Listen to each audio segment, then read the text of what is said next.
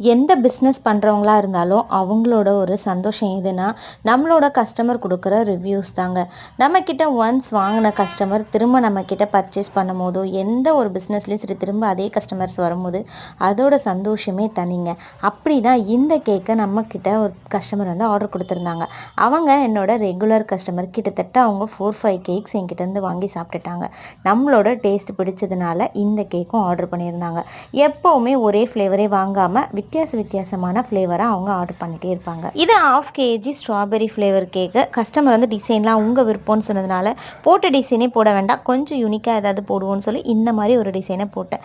போடுறதுக்கு முன்னாடி யோசித்தேன் இது எப்படி வருமோன்னு சொல்லி. போட்டதுக்கப்புறம் பார்த்தா செம்ம சூப்பராக இருந்தது.